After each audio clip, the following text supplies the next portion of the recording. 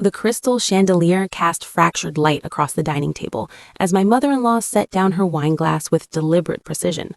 The clink of crystal against mahogany echoed in the sudden silence. "I'm just saying, Daniel could have done better," she said, her eyes sliding over me like I was a stain on her pristine tablecloth. "Someone from his own background, someone who understands our world." My husband, Daniel, shifted uncomfortably beside me but said nothing. He never did. "Patricia," my father-in-law added, swirling his $50 scotch, "perhaps we should discuss this another time." "No, Richard, she needs to understand her place in this family." Patricia smiled, the kind of smile that could cut glass. "We've been patient, haven't we? 5 years of hoping she'd improve, but let's be honest, she's simply not one of us." I set down my fork, the pasta she'd served suddenly turning to ash in my mouth. Around the table, Daniel's siblings, Perfect Caroline and Golden Boy Marcus, exchanged knowing glances. They'd been waiting for this.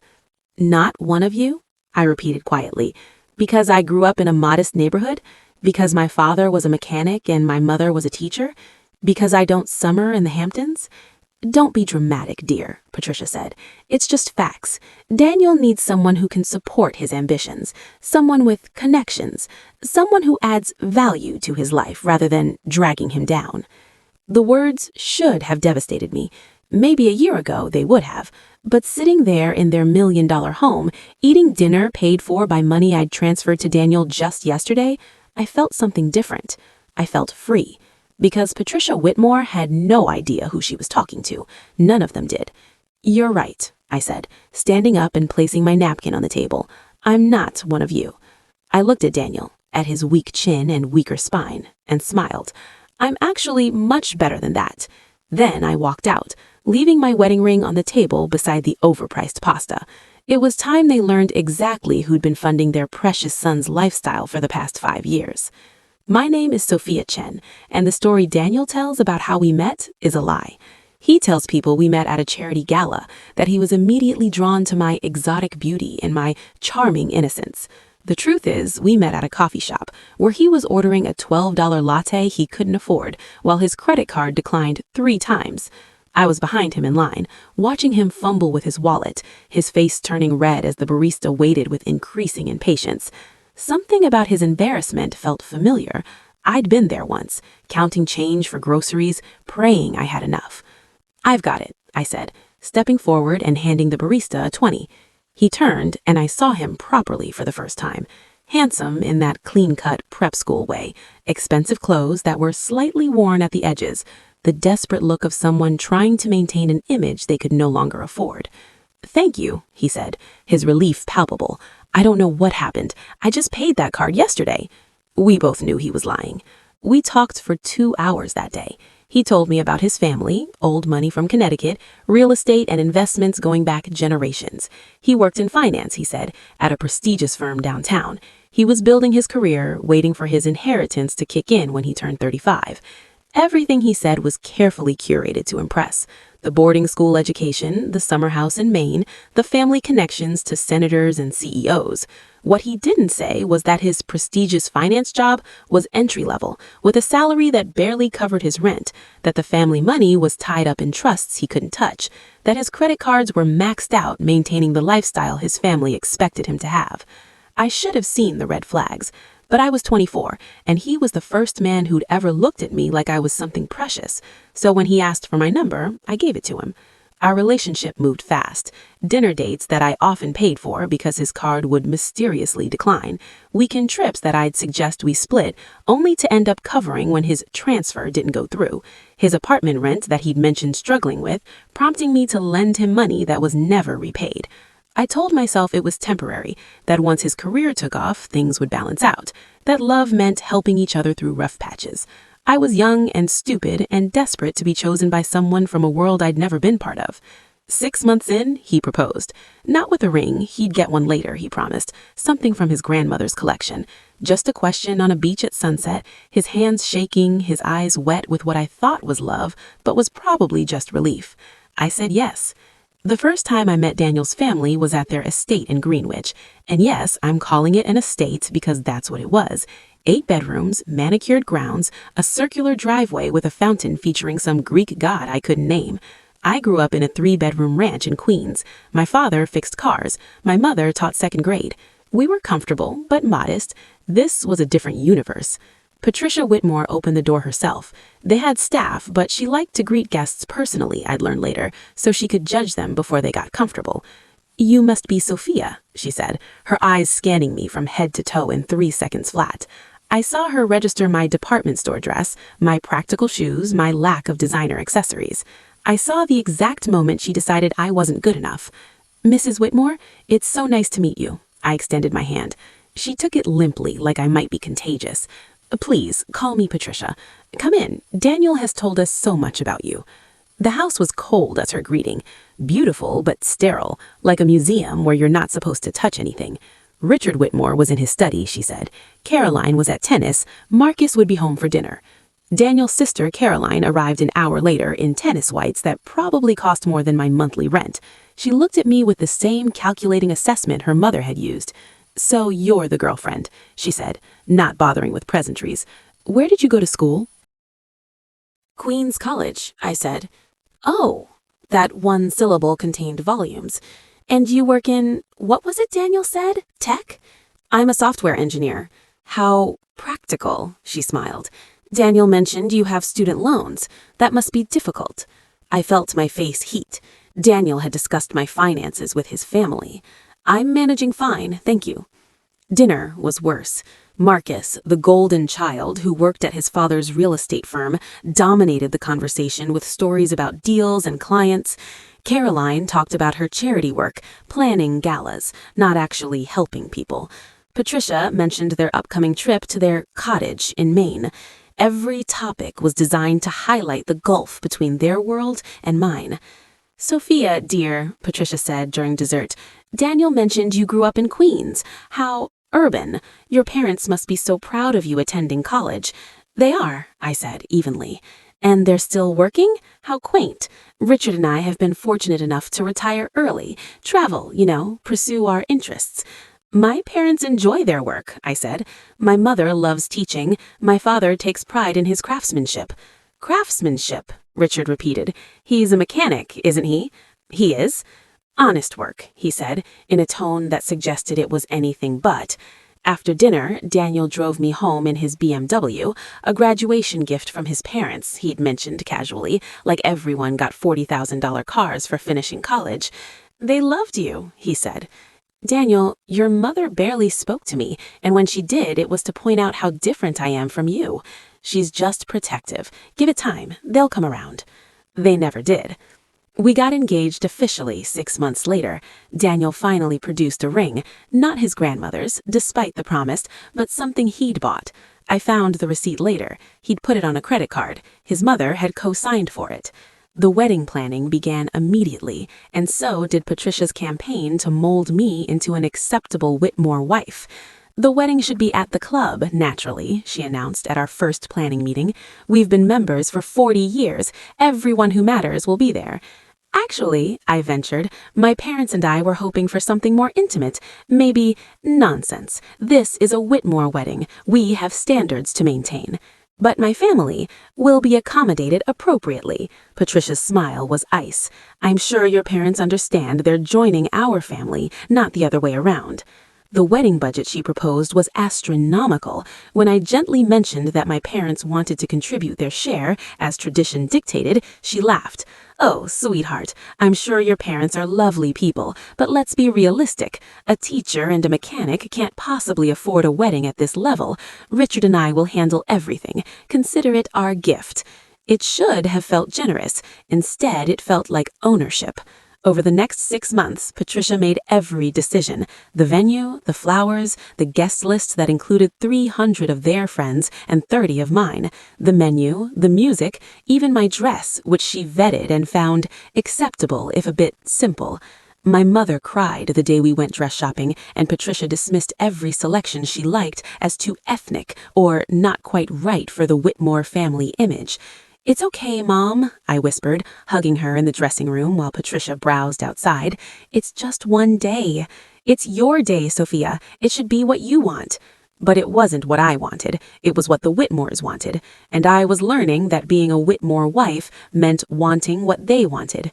Daniel, for his part, stayed neutral in every conflict. When I complained about his mother's controlling behavior, he'd say, "She just wants everything to be perfect, you know how she is."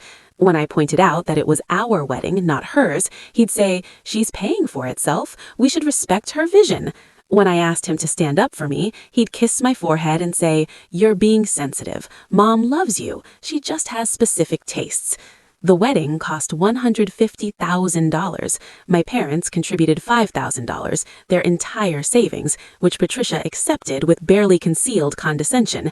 "How generous," she said, her tone making it anything but. We got married on a perfect June day. I walked down the aisle in a dress that wasn't quite what I wanted, towards a man that I was beginning to realize I didn't quite know, in a wedding that felt like a performance of someone else's dreams. Patricia cried during the ceremony, not tears of joy, I realized later, but tears of resignation. She was accepting the daughter-in-law she didn't want because her son had made his choice. She'd spend the next 5 years making me pay for that choice. Here's what the Whitmores didn't know about me. I was really good at my job. Really good. I'd started coding when I was 12, teaching myself Python and Java from library books because we couldn't afford classes. By high school, I was building apps and websites for small businesses. In college, I worked 3 jobs while maintaining a 3.9 GPA in computer science. After graduation, I landed a job at a mid-sized tech company making $75,000. Decent money, but not extraordinary. I lived modestly, paid down my student loans aggressively, and saved every penny I could. 2 years in, I built a proprietary algorithm that optimized database queries. My company used it, saw their efficiency increase by 30%, and gave me a $10,000 bonus. Then a competitor offered me $140,000 to bring my skills to them. Then another company offered $180,000. By the time I met Daniel, I was 24 years old and making $200,000 a year as a senior software engineer.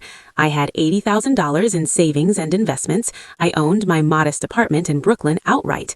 I didn't talk about money. I'd grown up in a family where you didn't discuss finances, where showing off was crass, where you worked hard and lived within your means quietly. So when Daniel assumed I was struggling, I didn't correct him. When he talked about his finance career in vague terms that sounded impressive, I didn't push for details. When he borrowed money, I gave it freely because I could afford it and because I thought it was temporary. By the time we got married, I was making $250,000. Daniel was making $65,000, most of which went to maintaining the appearance of wealth his family expected. His apartment in Manhattan, I paid half the rent, even though I kept my place in Brooklyn. His car payments, when the BMW needed repairs, I covered them. His credit card bills that he'd mention casually, stress evident in his voice, I'd lend him money to pay them down. His wardrobe of designer suits necessary for his image, I bought them for his birthday, Christmas, anniversaries. Over 5 years of marriage, I calculated later, I'd given Daniel approximately $300,000, not invested in our future. We kept separate accounts at his insistence, something about maintaining financial independence, just given him money to maintain the lifestyle his family expected. And through it all, his family treated me like I was the charity case. The dinner, where Patricia finally said out loud what they'd all been thinking for 5 years, happened on a random Tuesday in October. Daniel had mentioned we were having dinner at his parents' house. Nothing special, just a family meal. I'd worked late finishing a project, so I arrived separately, still in my work clothes. Nice clothes, but not designer, not Whitmore appropriate. The tension was immediate. Patricia's mouth tightened when she saw me. Caroline exchanged a look with Marcus. Richard poured himself a larger drink than usual. "Sophia, dear," Patricia said during dessert, "Daniel mentioned you grew up in Queens. How urban. Your parents must be so proud of you attending college." "They are," I said evenly. "And they're still working? How quaint. Richard and I have been fortunate enough to retire early, travel, pursue our interests." "My parents enjoy their work," I said. "My mother loves teaching. My father takes pride in his craftsmanship." "Craftsmanship," Richard repeated. "He's a mechanic, isn't he?" "He is." "Honest work," he said, in a tone that suggested it was anything but. Then Patricia set down her wine glass and detonated the bomb. "I'm just saying, Daniel could have done better." The words hung in the air like smoke. Mother, Daniel said weakly, not tonight. No, Daniel, this has been building for years. Someone needs to say it. She turned to me, her eyes cold and assessing. Someone from his own background, someone who understands our world. Patricia, Richard interjected, but without conviction. He agreed with her. They all did.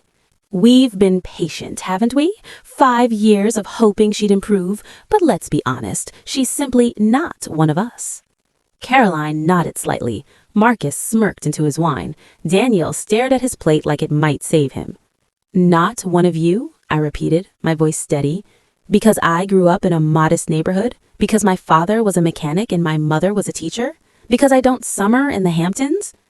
Don't be dramatic, dear, Patricia said. It's just facts.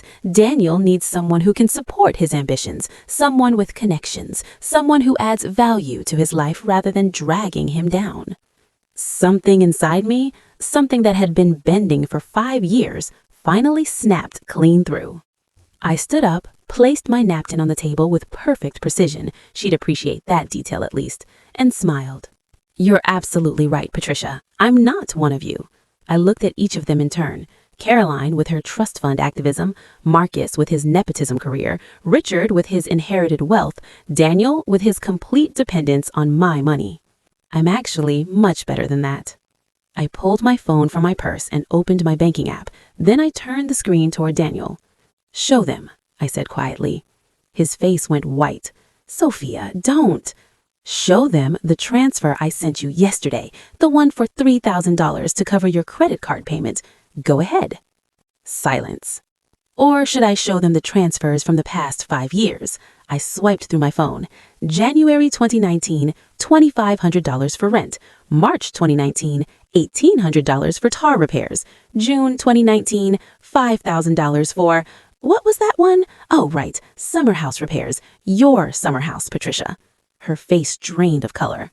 September 2020, $10,000 for Daniel's investment opportunity that never materialized. December 2021, $15,000 for the down payment on the new BMW. Should I continue?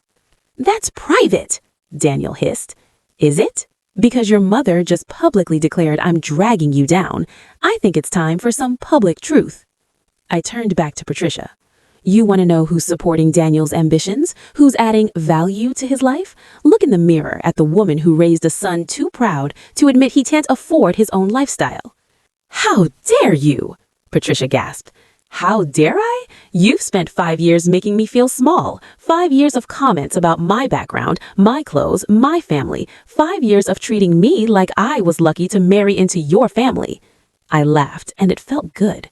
The truth is, Daniel was lucky to marry me. I've been funding his entire life, while you all look down on me for not being born into money you didn't earn either. I pulled off my wedding ring, a symbol of a marriage that had been a financial transaction more than a partnership, and set it next to my plate. I'm done, I said simply. Done being belittled, done being your son's ATM, done pretending this family's empty status means anything. Sophia, wait! Daniel finally found his voice. We can talk about this at home. There is no home, Daniel. Not anymore. I looked at him, this man I'd loved and felt nothing but pity. You have 30 days to move out of the apartment. My apartment, which you never knew I owned outright because you never asked. You just assumed it was ours because what's mine has always been yours, hasn't it? I grabbed my purse and walked toward the door. You'll regret this, Patricia called after me, her voice shaking. You're nothing without the Whitmore name. I paused at the doorway and looked back one last time. The difference between us, Patricia, is that I built my worth. You just married into yours. I smiled. I'll be fine. But you might want to ask your son how he plans to pay next month's rent. I walked out, leaving them in stunned silence, and for the first time in 5 years, I felt like I could breathe. The divorce was brutal but quick. Daniel tried to fight for alimony, claiming he'd sacrificed career opportunities to support my career. His lawyer actually argued that with a straight face. My lawyer, a woman who'd graduated from Yale Law and had no patience for entitled men, destroyed that argument in under 10 minutes with bank records showing exactly who'd been supporting whom. Your Honor, she said calmly, presenting 5 years of financial records. Miss Chen transferred over $300,000 to Mr. Whitmore during their marriage. In that same period, he transferred exactly $0 to her. If anyone should be seeking support, it's my client. Daniel's face went scarlet. In the gallery, Patricia sat rigid, finally understanding the full scope of how much I'd been funding her precious son. The judge looked over the records, then at Daniel, then at me. Mr. Whitmore, she said dryly, I'm denying your request for alimony. Miss Chen, you're entitled to request repayment of these transfers as they were made from your separate property, but I assume you're not interested in pursuing that. No, Your Honor, I said. Consider it the cost of a valuable lesson. The divorce was final in 3 months. I kept my apartment, my savings, my investments, my self-respect. Daniel kept his pride, though it cost him everything else. The Whitmores tried one last manipulation. Patricia called me 2 weeks after the divorce was final. Sophia, darling, I think we may have had some misunderstandings. Perhaps we could meet for lunch, clear the air. No, thank you. It's just that Daniel has been struggling, and as his mother, I'm concerned. You were always so generous with him. I hung up. She called back immediately. I blocked the number. Through mutual friends, I heard the fallout. Daniel moved back in with his parents at 32. The apartment I'd been paying half the rent on, he couldn't afford it alone and was evicted. The BMW, repossessed. The lifestyle, unsustainable without my money. The gossip in their social circle was apparently delicious. The Whitmore son who'd married beneath him had actually been entirely dependent on the wife his family had looked down on. The schadenfreude was exquisite. Caroline called me once, drunk, at 2 a.m. You destroyed my brother, she slurred. No, I said calmly. I stopped enabling him. There's a difference. He can't afford anything without you. He's a mess. Then maybe he should get a better job or learn to live within his means, like most people do. We thought you were just a gold digger, she said, her voice breaking. Turned out you were the gold. I hung up feeling absolutely nothing. I moved to San Francisco for a new job, lead architect at a major tech company, $400,000 salary plus stock options. I bought a beautiful loft in Pacific Heights with views of the Golden Gate Bridge. No one here knew me as Daniel Whitmore's wife. I was just Sophia Chen, successful engineer, independent woman. My parents visited for Christmas. My mother cried when she saw my place. I'm so proud of you, honey, not because of this fancy apartment or the money, but because you finally walked away from people who didn't value you. My father, a man of few words, just squeezed my shoulder. You were always good enough, Sophia. Better than good enough. Don't forget that again. I didn't plan to. On New Year's Eve, a friend forwarded me a social media post from Patricia Whitmore. It was a family photo from their holiday gathering. Richard, Patricia, Caroline with her husband, Marcus with his girlfriend. Daniel wasn't in the photo. The caption read, "Celebrating with family who matter. Quality over quantity. Happy New Year." I stared at it for a long moment, then deleted it without responding. They couldn't hurt me anymore. I was free. 2 years after the divorce, I was having coffee with a friend when someone tapped my shoulder. I turned to find Daniel standing there, looking tired and significantly less polished than I remembered. "Sophia," he said, "can we talk?" My friend raised an eyebrow. I nodded. "It's fine. I'll be quick." We stepped outside. He shifted his weight, clearly uncomfortable. "I wanted to apologize," he said, "for everything.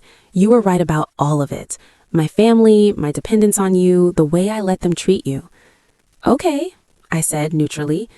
"I'm in therapy now, working through a lot of stuff. My relationship with money, with my parents, with—" He gestured vaguely. "Everything." "That's good, Daniel. I mean that. I got a new job, marketing at a mid-sized firm. It's not glamorous, but it pays the bills. I have a studio apartment in Queens. I'm learning to live within my means. I'm happy for you." He looked at me for a long moment. I never said thank you for all those years, for supporting me when I couldn't support myself. I took it for granted. I took you for granted. "Yes," I said simply, "you did. If I could do it over." "But you can't," I interrupted gently. "And honestly, Daniel, I'm glad it happened because I learned something valuable." "What's that?" "That I'm enough, exactly as I am. I don't need someone else's family name or approval or validation. I built my own worth, and nobody can take that away from me. He nodded slowly. You always were too good for me. No, I said. I was exactly good enough. You just never bothered to look. I turned to walk back inside, then paused. Daniel, I hope you find someone who sees your worth. But more importantly, I hope you learn to see it yourself. Without the props, without the performance. Just you. Thank you, Sophia. I gave him a small smile. Take care of yourself, Daniel. Back inside, my friend looked at me expectantly. Everything okay? Yeah, I said, and meant it. Everything's perfect. My phone buzzed, a text from my mother. Dinner this Sunday? Dad's making your favorite. I smiled and typed back, wouldn't miss it, love you both. I'd come from humble beginnings, and the Whitmores had tried to make me ashamed of that. They'd looked down on my family, my background, my simple upbringing. They'd made me feel like I needed to prove I was worthy of their world. But sitting there in that coffee shop, successful and independent and genuinely happy, I finally understood the truth. I'd never needed to prove anything to them. They were the ones who'd been found wanting. They had money and status and connections, but they'd raised a son who couldn't stand on his own 2 feet. They valued appearances over character, pedigree over potential, names over worth. My parents had raised me to be strong, independent, and kind. They taught me that your value isn't in your bank account or your zip code, but in how you treat people and what you build with your own hands. I was my father's daughter, a person who took pride in craftsmanship and doing quality work. I was my mother's daughter, a person who valued teaching, learning, growth. And I was myself, a person who'd learned the hard way that the only approval I needed was my own. The Whitmores thought they were better than me because of their money and their name, but money they'd inherited and a name they'd been born into didn't make them better. It just made them lucky. I'd earned everything I had. My success was mine. My worth was mine. My life was mine. And that made me richer than they'd ever be. If you've ever been looked down on by people who didn't know your worth, or if you've ever financially supported someone who didn't appreciate it, share your story below and subscribe for more stories about knowing your value and walking away from people who don't.